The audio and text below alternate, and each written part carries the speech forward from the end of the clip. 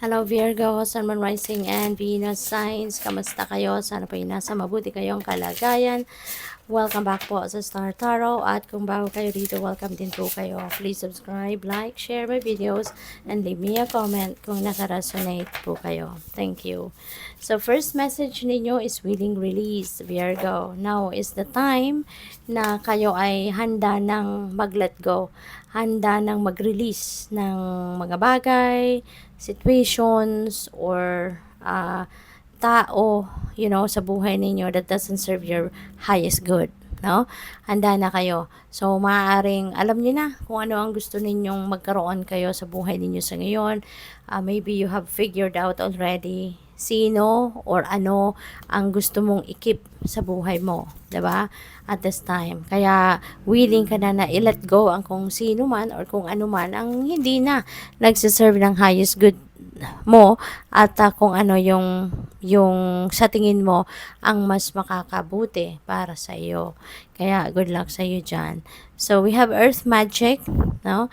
Feeling ko dito ang iba sa inyo you had never had it's been quite a while na siguro that you never had a chance na mag-connect sa kay Mother Gaia, mag-connect sa Earth, Me personally, ganito ang ginagawa ko.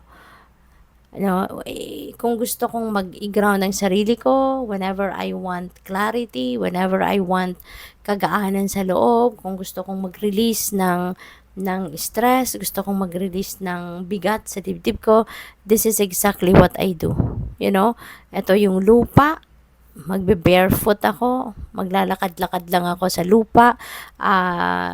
Kung may grass, 'di ba? Okay lang din na you walk, no? Maglakad-lakad ka sa lupa, o kaya sa may grass, barefoot, at mag-stay ka dyan for quite a while. Pwedeng umupo ka dyan, pwede kang humiga din dyan, 'di ba? Sa grass, at alam mo, mararamdaman mo, Virgo, na magiging napakagaan ang inyong pakiramdam. Lalo na kapag ginagawa mo yan, no, na kahit nakatayo ka lang dyan, or nakaupo ka dyan, no, yung paa mo, wala kang sapatos, wala kang tsinelas, at nakadikit ka sa lupa or nakadikit ka sa grass, and mag-isip-isip ka, magnilay-nilay ka, yung bang mag-breathing exercises ka lang, alam mo, you do some meditation. After a while, mararamdaman mo, kapag tumayo ka dyan, parang ang presko-presko ng pakiramdam. That is exactly what I do. No? Sometimes, that's what I do when I feel like I needed it, no?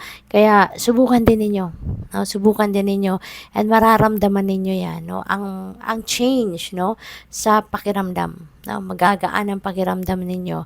Parang feeling ninyo ang gaan-gaan, no? Ang gaan-gaan at malinaw, no? Nakakatulong na malinaw yung isip kasi parang yung earth magic na to parang sinasak up niya, 'di ba? Yung earth parang sinisip-sip niya lahat ng stress mo sa katawan, yung bigat, no, na yung nararamdaman parang hinahatak niya 'yan, no, pababa sa lupa, no? Subukan niyo 'yan.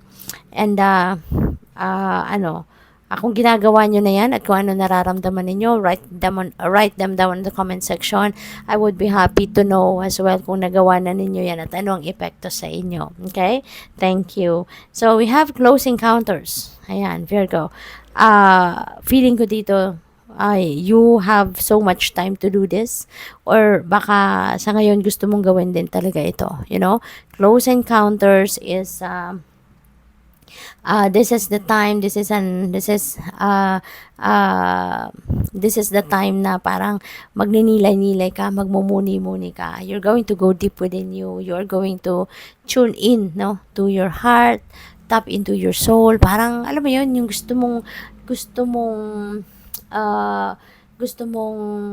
i-embrace yung sarili mo. Gusto mong i-embrace ang sarili mo. It's maybe because, 'di ba, baka hindi mo nakilala ang sarili mo because of so many things that you've been doing, so many other things that you've been looking after, 'di ba?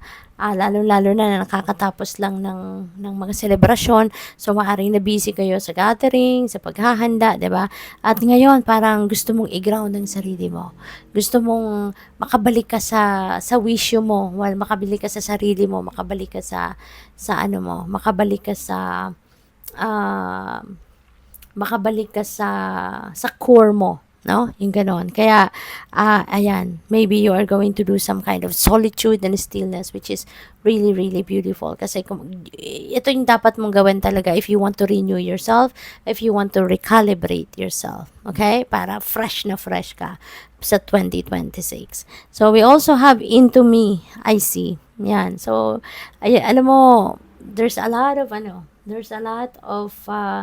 time that you are going to devote, no? Para sa sarili mo ngayon. I really love this energies kasi ito na yung simula, no? Ng paglalim ng understanding mo about human psyche. Mas malalim na ngayon yung awareness mo and understanding of who you really are. 'Di ba? At as a spiritual being, no? Parang ganon. Mas marami kang panahon na sa ngayon para sa sarili mo, which is really, really beautiful. Kasi dito, ganon ang gagawin mo eh. No? Mas kikilalanin mo ang sarili mo. Sa pagdinilay-nilay mo, pagmumuni-muni mo, parang mas kikilalanin mo yung sarili mo. There will be a lot of realizations dito sa sarili mo. Siguro din makikita mo rito, mas makikilala mo yung sarili mo, ano yung mga parte ng sarili mo na hindi mo alam noon, hindi ka aware, pero ngayon madidiscover mo na, kaya ko din pala ang ganito. Meron din pala akong ganitong katangian, no? And so on and so forth. So parang you are going to know yourself better, around this time. Kaya napakaganda nito. Napakaganda. So, what else? Maraming salamat, no, Virgo, for subscribing to my channel. And if you haven't subscribed yet, subscribe na po kayo. And also, please click the join button po if you want to join the membership. At saka, sa mga cross-watchers, hello po sa inyo. And sa mga hindi nag-skip ng ads, maraming salamat po, for your time and support. So, new beginning, new direction, and adventures await for those ready to let go of the past. Wow. So, di ba? Willing ka na nga na mag-release.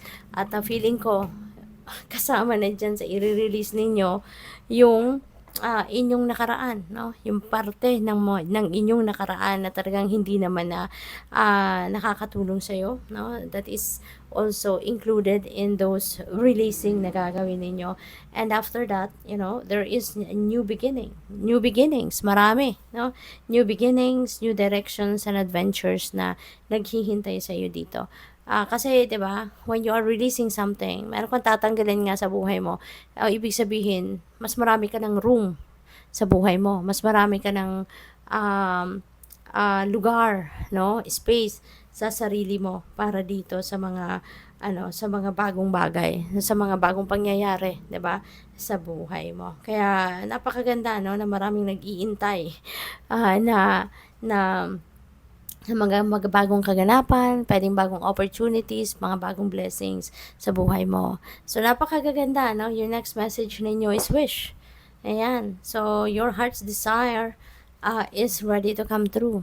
Kumbaga, baka naghihintay na lang ito ng divine timing, 'di ba? But kumbaga, kung ano man yung itong wish mo, kung ano man itong wish na handang ibigay na sa iyo ng divine universe, kumbaga approve na to sa spirit realm, no? Naghihintay na lang ito ng tamang timing para ibagsak sa iyo ng divine universe. So for whatever this is, ngayon pa lang ipagpasalamat mo na to. And you know what, Virgo, claim this. Okay, claim this kasi maaring ito na yung dasal mo, 'di ba, na ibibigay sa iyo. All right? Maaring ito na yung matagal mo nang iniintay. So, write them down in the comment section below, no? You are claiming this, no? Para nang sa gayon masil na ito at talagang pumasok na to sa buhay mo. Mangyari na to, okay? Isa pa to, no? Si luck, no? Your luck is going to change ngayon for the better. You are right to be strong and optimistic about the opportunities ahead, 'di ba? Kasi napakaswerte ninyong buwan, ngayong buwan, no? At magiging magiging optimistic kayo and kasi nakikita ninyo, nararamdaman ninyo na you are blessed, nararamdaman ninyo na napakagaan ng pasok ng taon para sa inyo. So nararamdaman ninyo, no, na mababalot kayo ng swerte. Nararamdaman ninyo yon, no? Kaya good luck din talaga sa inyo kasi this could be a beautiful change, no, in your life. This could be yung pagre-release mo na to ng anything that doesn't serve your best interest, that could be the go signal, no, sa buhay mo, no, sa energy mo. Magbabago na yung flow of energy mo, no, natatanggalin mo na lahat ng negativity sa buhay mo and you are just going to welcome whatever is good, whatever is lucky, whatever is best, no, para sa buhay mo, 'di ba? So we have the world, be open to new possibilities in all areas of life. Dahil ibig sabihin nito na be open daw, no? So ihanda mo na 'yung sarili mo. Okay? You need to be physically, mentally, emotionally, spiritually fit and ready to welcome these new possibilities. Kasi marami ang papasok, marami ang dadating na mga blessings, biyaya, posibilidad, and opportunities, no, into your life. Okay? Marami ito. Kaya maging handa ka. Okay, Virgo? Para kahit anong oras dumating, anong araw dumating, di ba? Anong pagkakataon, you are ready to embrace it. Okay? So, Virgo, kung mayroong mga mensahe dito na hindi nagre-resonate sa inyo, or baka yung buong reading, no, sometimes it doesn't resonate to us at all, kasi this is your reading for your sun sign, okay? Panuorin ninyo yung inyong moon sign or yung inyong rising or Venus signs kasi sometimes doon tayo makaka-resonate, okay? Thank you. So, wow.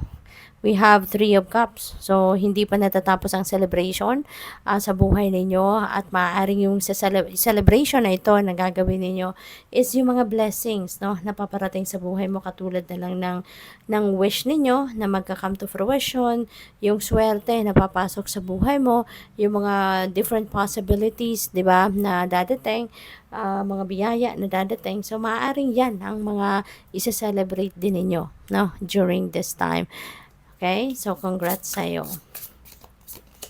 We also have Queen of Pentacles. Wow, napakaganda. Si Queen of Pentacles kasi, abundance and prosperity energy, Virgo.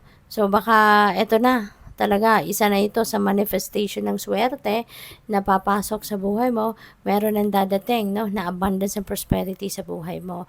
Maaring meron na dito mga perang dadating, financial blessings, financial opportunities ang dadating, di ba?